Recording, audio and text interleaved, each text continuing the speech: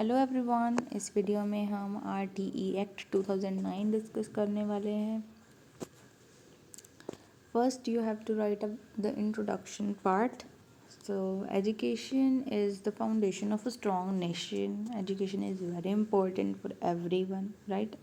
जो मर्जी लाइन लिख देना। And recognizing this, Government of India has passed the RTE Act in 2009, ensuring free and compulsory education for all the children between the age group of 6 to 14, and this act was made educational a fundamental right under the Article 21A of the Indian Constitution. It came into effect on April 1, 2010. So education आपको पता है बहुत ज़्यादा important है किसी भी nation के लिए, एंड इस चीज़ को रिकॉग्नाइज करने के लिए गवर्नमेंट ऑफ इंडिया ने RTE एक्ट पास करा इन 2009, जिसमें क्या था कि हमें free and compulsory education provide करनी है टू द ऑल चिल्ड्रंस। सभी चिल्ड्रन जिनकी एज ग्रुप 6 to 14 ईयर्स तक है उनको हमने free and compulsory education provide करनी है।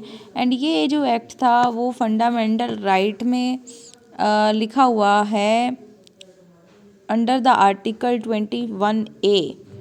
ये इसमें आपने लिखना है कि आर्टिकल यहाँ पर कौन सा हमने किस आर्टिकल में लिखा हुआ है। 21A आर्टिकल में लिखा हुआ है इंडियन कॉन्स्टिट्यूशन के। और ये इफेक्ट में कब आया है? ऑन अप्रैल 1, 2010 को ये इफेक्ट में आया है। क्या क्या की फीचर्स हैं RTE एक्ट के? तो सबसे पहला हमारे पास पॉइंट है फ्री एंड कंपलसरी एजुकेशन। सबसे पहले फ्री एंड कंपलसरी एजुकेशन जो है वो हर एक चाइल्ड जिसकी एज 6 to 14 ईयर्स तक की है उसे फ्री एजुकेशन पाने का जो है राइट है। किसी भी गवर्नमेंटल या फिर non government which is government aided school जो होते हैं उनमें वो बच्चा पढ़ सकता है। एंड उस बच्चे को कोई admission, tuition, text book, uniform या कोई भी और स्कूल रिलेटेड कोई भी एक्सपेंसेस हो गए तो उसके लिए उसे कोई पैसा भरने की ज़रूरत नहीं है।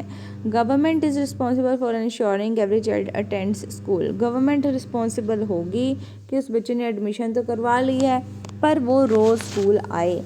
एंड ये जो रिस्पॉन्सिबिलिटी है वो गवर्नमेंट की होती है। Then no discrimination in the admission. कोई डिस्क्रिमिनेशन नहीं करा जाएगा कि ये इस कास्ट का है, इस रिलीजन का है, या इसका ये इकोनॉमिक बैकग्राउंड है, या ये डिसेबल बच्चा है, या ये इस जेंडर का है। कोई उसके ऊपर कोई डिस्क्रिमिनेशन नहीं करा जाएगा। किसी बच्चे को मना नहीं करा जाएगा कि आपकी एडमिशन नहीं हो सकती है। Even if a child has never been to school. अगर कोई बच्चा कभी भी आज तक स्कूल नहीं गया है तो जो भी उसकी एज होगी उसके अकॉर्डिंगली उसको क्लास में एडमिशन दे दी जाएगी। जितनी उसकी एज है उसके अकॉर्डिंग तो उसको स्पेशल ट्रेनिंग दी जाएगी कि इस तरीके से आपको काम करना है। उससे पहले कुछ सिखा दिया जाएगा कुछ दिन, एंड देन उससे नॉर्मल क्लास में उसकी एज के अकॉर्डिंग एडमिट कर दिया जाएगा। Then 25% reservation in the private schools. अगर प्राइवेट स्कूल्स की भी बात करें तो प्राइवेट स्कूल्स के अंदर भी 25% जो सीट्स हैं वो ऐसे बच्चों के लिए होनी चाहिए जो EWS सेक्शन से हैं, इकोनॉमिकली वीकर सेक्शन से और डिसएडवांटेज ग्रुप से हैं। तो गवर्नमेंट इन बच्चों की जो एजुकेशन के लिए है वो पे करती है प्राइवेट स्कूल्स में, क्योंकि कई बार गवर्नमेंट स्कूल्स जो हैं अगर उस एरिया में अवेलेबल नहीं है तो वहाँ पर प्राइवेट स्कूल में बच्चा जाएगा and they are poor, they can't pay the fees. So government उस चीज़ के लिए पे कर देगी। Then quality education and the school infrastructure. Quality education बच्चों को मिलनी चाहिए कि वो बच्चे कुछ सीख कर जाएं। ऐसा स्कूल हो जहाँ पर क्वालिफाइड टीचर हों, गवर्नमेंट का जो भी एजुकेशनल स्टैंडर्ड है उस चीज़ को फॉलो करें। एंड स्कूल का जो इंफ्रास्ट्रक्चर है, बिल्डिंग है या कोई भी वहाँ पर सामान है, फैसिलिटीज़ जो है वो प्रॉपर प्रोवाइड करी होनी चाहिए। क्लासरूम होना चाहिए, ड्रिंकिंग वाटर, प्लेग्राउंड, लाइब्रेरी, ये सब कुछ प्रॉपर फैसिलिटी स्कूल में होनी चाहिए। नो फेलिंग और expulsion until class 8th class तक किसी भी बच्चे को फेल नहीं कर सकते और स्कूल से बाहर नहीं निकाल सकते।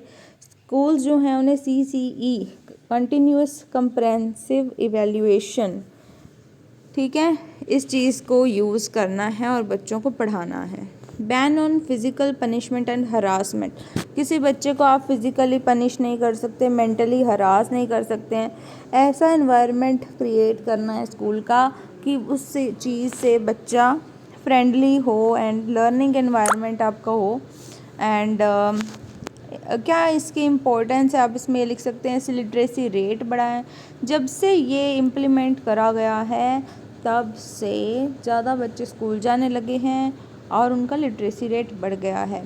Second is equal opportunities for all, सभी के लिए इक्वल अपॉर्चुनिटीज़ प्रोवाइड करी गई हैं, सभी को सेम एजुकेशन प्रोवाइड करी गई है, चाहे वो पुअर फैमिली से है या वो वेल्दी फैमिली से है, सभी के लिए।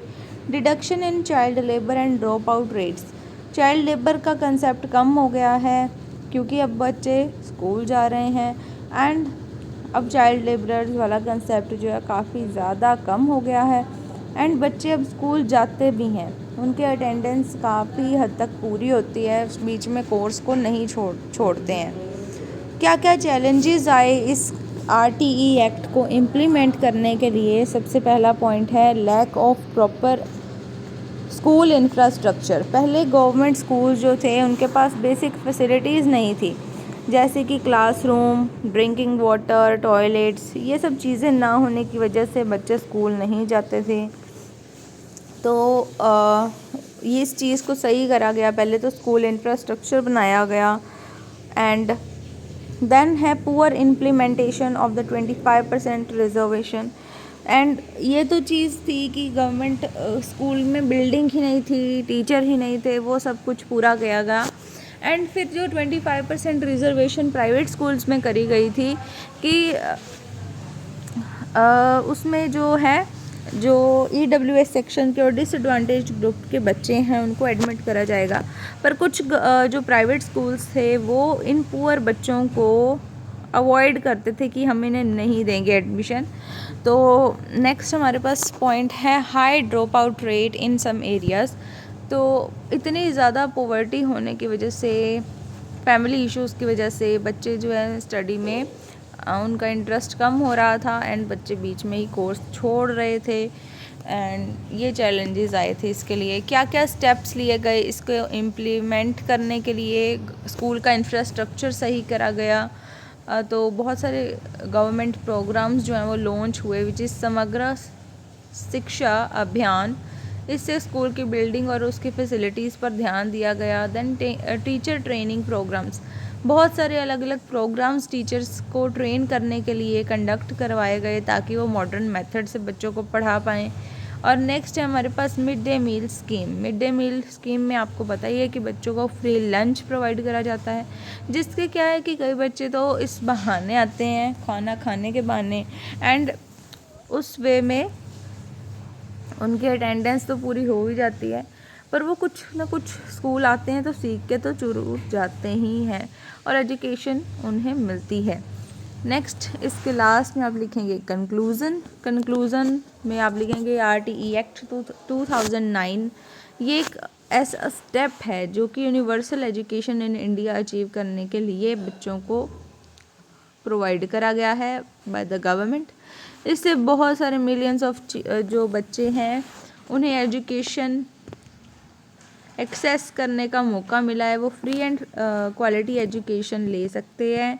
पर इसके लिए कुछ चैलेंजेस आए, जैसे कि इंफ्रास्ट्रक्चर नहीं है, हाई ड्रॉप आउट रेट्स है, तो वो चीज़ है।